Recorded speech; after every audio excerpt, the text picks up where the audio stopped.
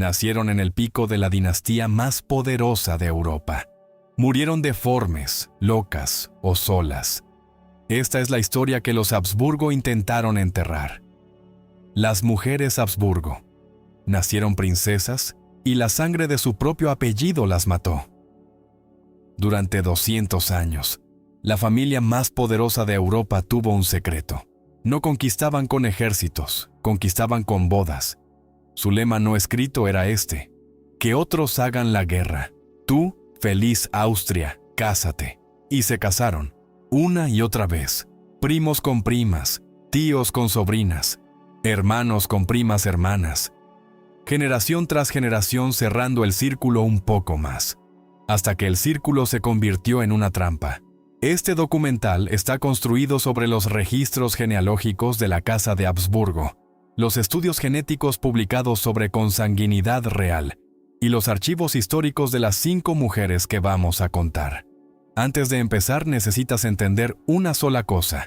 Existe un número que mide cuánta sangre compartida tiene una persona por el cruce de sus padres.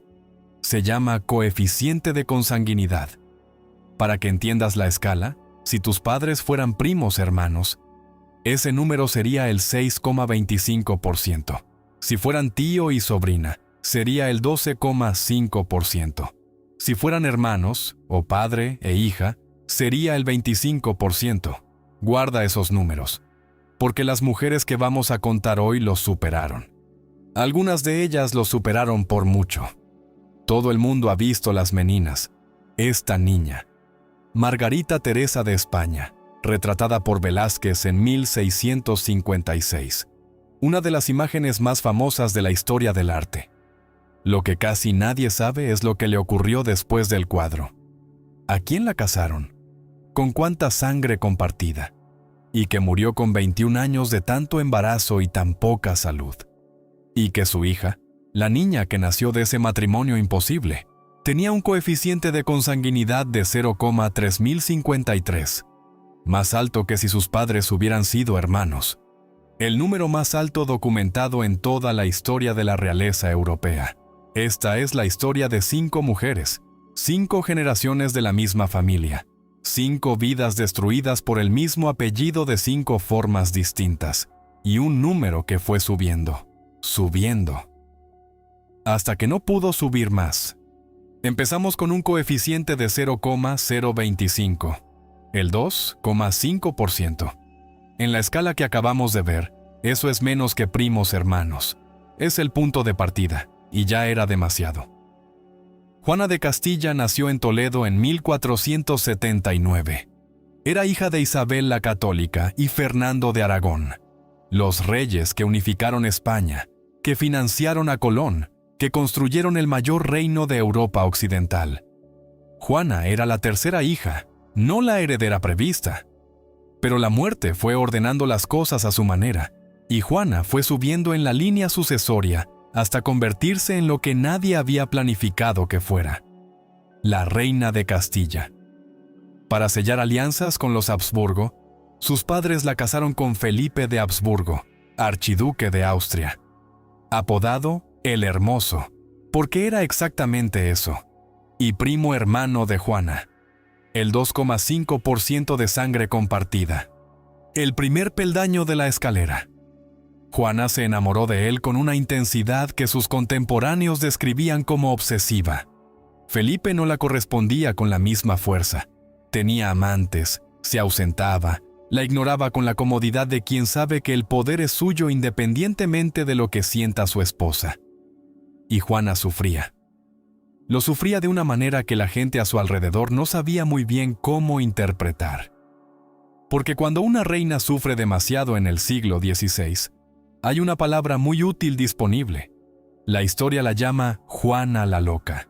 Ese nombre lleva 500 años funcionando como una etiqueta que cierra la conversación antes de que empiece. Pero los historiadores de las últimas décadas han empezado a hacerse una pregunta diferente. ¿Loca según quién? ¿Y a quién le convenía que lo estuviera? Porque hay un patrón que resulta difícil de ignorar. Cada vez que Juana amenazaba con ejercer su poder como reina legítima de Castilla, Alguien cercano a ella encontraba una razón para declararla incapaz. Su padre, Fernando el Católico, la utilizó primero. Su marido Felipe la controló con la misma lógica. Y su propio hijo Carlos primero la mantuvo encerrada 46 años para que no pudiera ser usada como alternativa legítima a su trono. Incluso los comuneros de Castilla, cuando se rebelaron contra Carlos I, intentaron rescatarla. Sabían que Juana era la soberana legítima. Carlos I lo sabía también. Y por eso se aseguró de que Juana no pudiera hablar. Tordesillas era un castillo en Valladolid. No era una prisión con rejas. Era algo más sutil y más cruel. Un lugar de confinamiento disfrazado de residencia real. Juana llegó allí cuando tenía 28 años. Murió allí cuando tenía 75. 46 años en el mismo lugar. 46 años sin poder salir libremente. Sin poder recibir a quien quisiera. Sin poder gobernar el reino que legalmente le pertenecía. Las descripciones de sus últimos años hablan de una mujer deteriorada físicamente, con escasa higiene, en condiciones que no correspondían a su rango. La reina legítima de Castilla viviendo como una prisionera olvidada. Murió en 1555. Su hijo Carlos primero la sobrevivió un año. El coeficiente de consanguinidad de Juana era el 2,5%, el más bajo de las 5 mujeres que vamos a contar. Y aún así, fue suficiente para que el sistema Habsburgo la destruyera, no con la biología, con el poder. Porque en la historia de los Habsburgo, el apellido no solo destruyó cuerpos, también destruyó identidades. A Juana de Castilla le robaron las dos cosas. Primero le quitaron la cordura en el relato oficial, luego le quitaron el reino, y luego le quitaron 46 años de vida. Si Juana de Castilla representa a la mujer que el poder encerró, Margarita de Austria representa a la mujer que el poder no logró domesticar. La misma familia, la misma maquinaria, resultados distintos. Y esa diferencia dice algo importante sobre lo que significaba nacer mujer en la casa de Habsburgo. No todas perdieron de la misma manera, pero todas perdieron. Margarita de Austria nació en 1480. Era hija de Maximiliano I de Habsburgo y María de Borgoña, el matrimonio que había iniciado la gran expansión dinástica por vía matrimonial. Desde niña fue una pieza en el tablero. A los 3 años ya estaba prometida a Carlos VIII de Francia. La enviaron a criarse a la corte francesa, aprendió el idioma, las costumbres, se preparó para ser reina de Francia. Y luego Carlos VIII la devolvió, como quien devuelve un regalo que ya no necesita. Se casó con Ana de Bretaña en 1491 porque Ana traía más territorios. Margarita, a los 11 años, fue enviada de vuelta a su padre. El segundo matrimonio fue con Juan, príncipe de Asturias, el hijo de los reyes católicos. Se casaron en 1497. Margarita tenía 17 años. Juan murió 6 meses después. Margarita quedó embarazada. El bebé no sobrevivió. El tercer matrimonio fue con Filiberto II de Saboya, y este fue distinto. Este fue un matrimonio en el que Margarita amó de verdad. Filiberto murió en 1504. 3 años de matrimonio. Margarita tenía 24 años. Y tomó una decisión que la definió para el resto de su vida. No volvió a casarse, nunca más. En el siglo XVI, una mujer de la alta nobleza no decidía si se casaba o no. Eso lo decidía su familia, su rey, su dinastía. Margarita de Austria decidió que no, y nadie pudo obligarla a cambiar de opinión. En 1507, su sobrino Carlos la nombró gobernadora de los Países Bajos. Tenía 27 años, y gobernó durante 23, no como figura decorativa, como gobernadora real. Negoció tratados, manejó alianzas, educó a Carlos V y a sus hermanas, moldeando directamente la siguiente generación de la dinastía, que la había usado como pieza de ajedrez.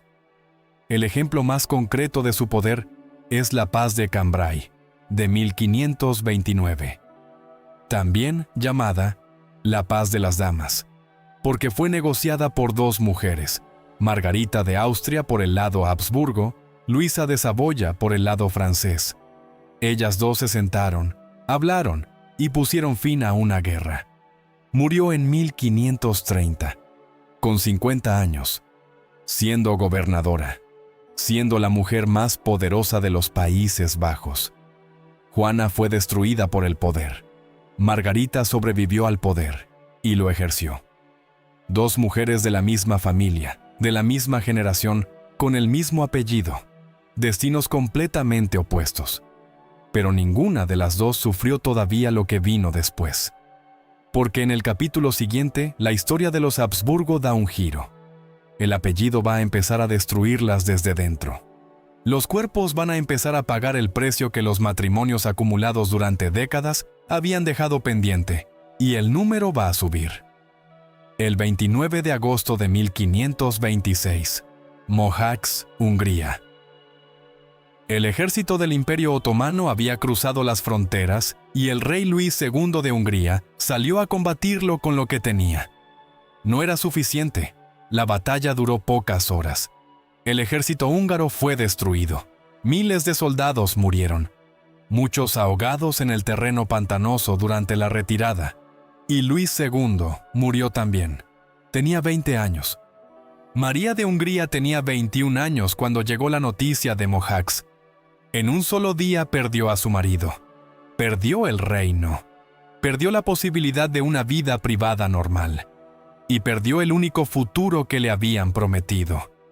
Mientras el cadáver de Luis II desaparecía en el barro de los campos húngaros, María tuvo que decidir qué hacer a continuación. Lo que hizo fue lo más raro en su dinastía. No se dejó hundir, no se retiró, empezó a gobernar.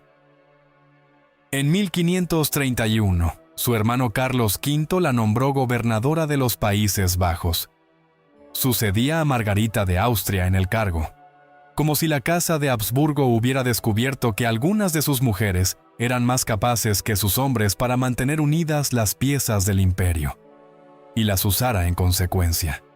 María gobernó los Países Bajos durante 25 años, no como figura decorativa, como administradora real de uno de los territorios más importantes del continente, el corazón financiero del imperio, el lugar donde se generaba la mayor parte de la riqueza que financiaba las guerras de su hermano. María lo gestionó, lo defendió, lo mantuvo, y nadie lo recuerda. Después de Mohacs, María nunca volvió a casarse, igual que Margarita de Austria una generación antes. Hubo propuestas, hubo presiones. Dijo que no a todas. Lo que sí está documentado es lo que pasó en 1555. Carlos V abdicó, se retiró al monasterio de Yuste, y María de Hungría, que llevaba 25 años sosteniendo una de las piezas más importantes del imperio de su hermano, también se retiró. Los dos hermanos pasaron sus últimos meses en España, en la misma región. Carlos murió en 1558. María murió semanas después, como si hubiera estado esperando. 3 capítulos, 3 mujeres, 3 formas distintas de ser destruidas por el mismo apellido. Juana encerrada por el poder. Margarita usada como pieza y sobreviviente a pesar de todo. María vaciada por la pérdida y sostenida solo por el deber. Pero fíjate en algo. Hasta ahora el apellido Habsburgo ha destruido estas vidas desde fuera. Con el poder político, con las bodas forzadas, con la pérdida. Los cuerpos de estas mujeres todavía estaban intactos. Eso está a punto de cambiar. Porque en los 2 capítulos que quedan, la historia deja de ser política, se vuelve biológica, y el número va a subir de una forma que ya no tiene vuelta atrás. Todo el mundo ha visto Las Meninas. Velázquez. 1656. En el centro hay una niña, 5 años, vestida de blanco y plata, mirando hacia el espectador con una seriedad que no corresponde a su edad. Esa niña es Margarita Teresa de Austria, la infanta de España, el símbolo del futuro de la dinastía más poderosa de Europa. Todos conocen el cuadro. Nadie conoce lo que vino después. Cuando Velázquez la pintó en 1656, Margarita Teresa tenía 5 años y ya estaba prometida a su tío Leopoldo I, emperador del Sacro Imperio Romano Germánico, su tío materno, y además su primo hermano doble, porque en el árbol genealógico Habsburgo, los parentescos se superponían por tantas ramas que era difícil encontrar una sola etiqueta que los describiera. Era su tío, era su primo, era su futuro marido, todo a la vez. Se casaron en 1666. Margarita Teresa tenía 15 años, Leopoldo I tenía 26. Y el número había subido de una forma que ya no tenía precedentes en la historia documentada de ninguna familia real europea. En los 6 años siguientes a la boda, Margarita Teresa tuvo 6 embarazos, 1 cada año, 4 partos con hijos vivos, 2 pérdidas gestacionales.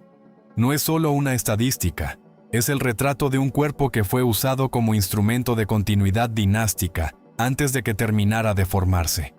15 años cuando empezó, 21 cuando terminó. Porque Margarita Teresa murió el 12 de marzo de 1673. Tenía 21 años. Las fuentes dicen que en sus últimas horas hizo testamento y se despidió de su familia, que murió por las complicaciones de su 4º parto y el agotamiento acumulado de 6 años de maternidad forzada, que Leopoldo I quedó viudo, y que 3 meses después ya había vuelto a casarse. Vuelve al cuadro. Esa niña de 5 años. Ese vestido blanco y plata. Esa mirada seria que no sabe todavía. Velázquez la pintó como el símbolo del futuro de España, como la prueba viviente de que la dinastía continuaba. Y ese fue exactamente su destino. No ser una persona, ser una promesa, ser un símbolo, ser una herramienta para que el apellido continuara y pagar con su cuerpo y con su vida el precio de esa continuidad. Margarita Teresa dejó hijos. Uno de ellos, una niña, iba a convertirse en la protagonista del último capítulo de esta historia. La hija de la niña de las Meninas, la mujer cuyo coeficiente de consanguinidad superó todo lo que la historia había visto hasta ese momento. El número más alto. El punto final de 200 años de matrimonios imposibles. La última mujer de esta línea, María Antonia de Austria, 0,3053. La madre de María Antonia de Austria era Margarita Teresa. La niña del cuadro de Velázquez, la que murió con 21 años, la que tuvo 6 embarazos en 6 años. Y su padre era Leopoldo I. El mismo hombre que había sido el marido de Margarita Teresa, el tío de Margarita Teresa, el primo hermano doble de Margarita Teresa, y ahora el padre de su hija. Entiende lo que eso significa. La misma persona que era tío, primo y marido de la madre, era también el padre de la hija. El árbol genealógico ya no era un árbol, era un nudo. María Antonia de Austria nació el 18 de enero de 1669 en Viena y tenía un coeficiente de consanguinidad de 0,3053. Recuerda la escala que vimos al principio. Primos hermanos, 6,25%. Tío y sobrina, 12,5%. Hermanos, padre e hija, 25%. El coeficiente de María Antonia era el 30,53%. Más alto que si sus padres hubieran sido hermanos. Más alto que si hubieran sido padre e hija. El más alto documentado en toda la historia de la realeza europea. 200 años de matrimonios entre parientes. 200 años cerrando el círculo un poco más con cada generación. 200 años de tú, feliz Austria, cásate. Y este fue el resultado.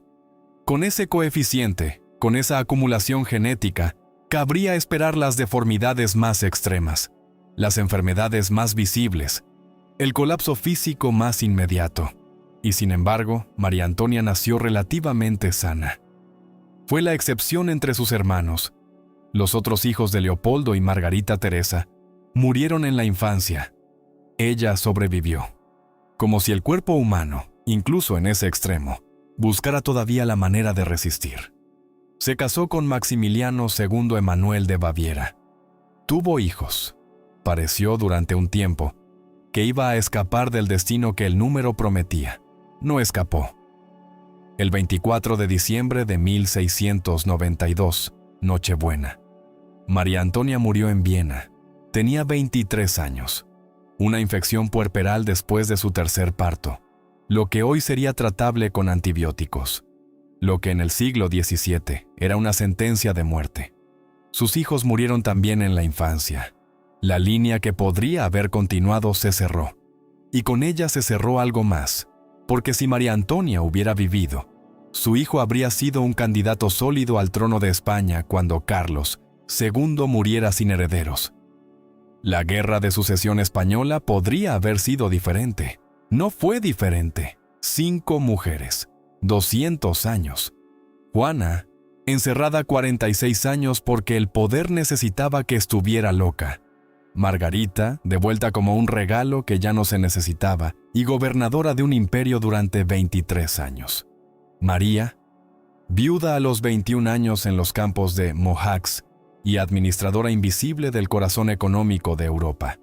Margarita Teresa, la niña del cuadro más famoso del mundo, muerta a los 21 años después de 6 embarazos en 6 años. Y María Antonia, 0,3053, el número final, muerta en Nochebuena con 23 años. Todas murieron jóvenes o fueron destruidas en vida. Todas pagaron el precio de un apellido que no eligieron. Todas vivieron dentro de un sistema que las necesitaba como piezas y las descartaba como personas. Y todas lo hicieron sin que nadie les preguntara si querían. La casa de Habsburgo duró siglos. El apellido sobrevivió a todas ellas. Lo que no sobrevivió fue la rama española.